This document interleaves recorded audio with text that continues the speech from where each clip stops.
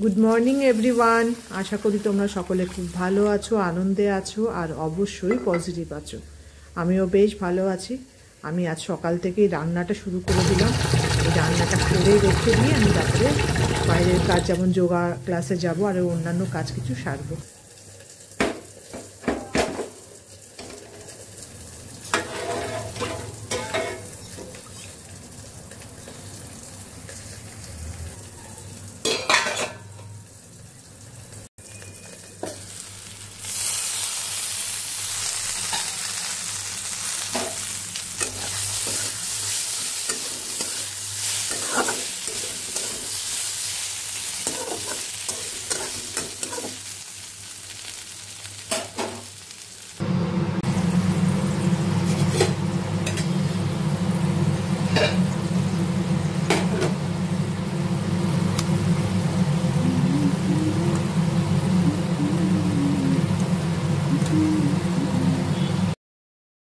পেঁয়াজ কালি আর দেশি ট্যাংরা দিয়ে এই সিম্পল রান্নাটা করছি।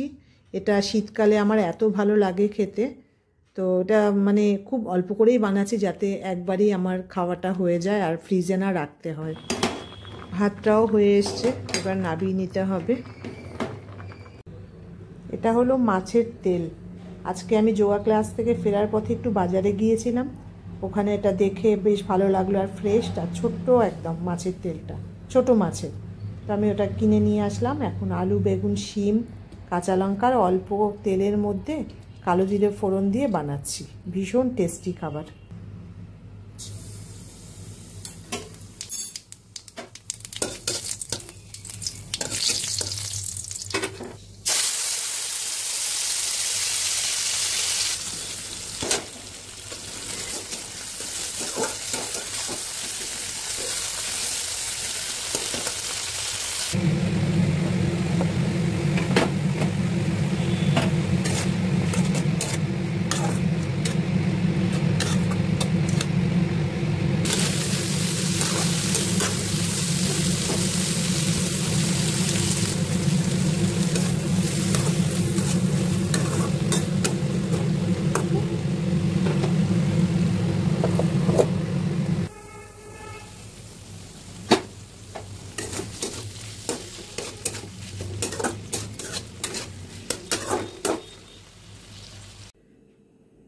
দেখো আজকে আমি বানিয়েছি ভাত।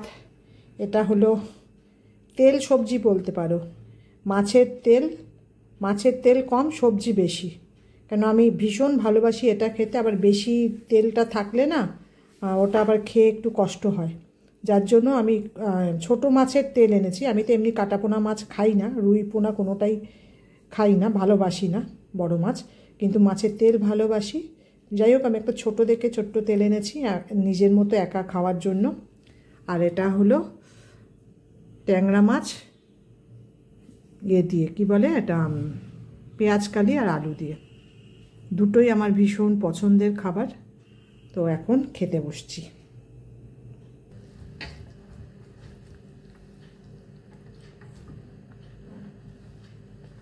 দারুণ।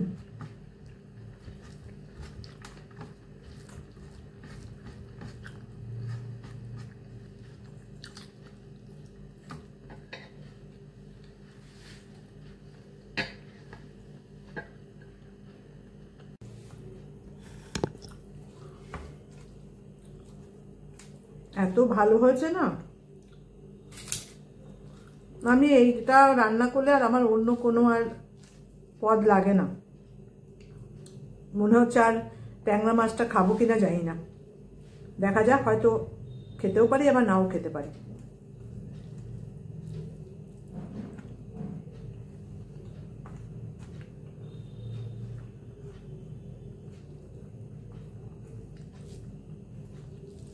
অসম্ভব ভালো লাগে এটা আমার। আমাদের বাড়িতে সবাই ভালোবাসি, মুনও ভালোবাসে, সৌমেন ভালোবাসে, কিন্তু আমরা কি করি বলো তো, আমি তো ছোট মাছের তেল এনেছি, আর সৌমেন থাকলে বড় মাছ, ও যখন বড় মাছ আনে বা মাছের তেলও অনেক সময় কিনে আনে, আমি সবসময় কি করি মানে সবজিটা একটু বেশিই দিই। আর সব হয়ে গেলে ওই হাতা দিয়ে ওপরে তুলে রাখি, নিচে যে তেলটা বেরোয় ওটা ফেলে দিই। মানে ওই মাছের, আমি তো খুব সামান্য তেলে কালো জিরে দিয়ে এটা বানিয়েছি, বেশি তেলও নয়, তবুও মাছের যে এক্সট্রা তেলটা থাকে ওটাও তোমার ফেলে দিই।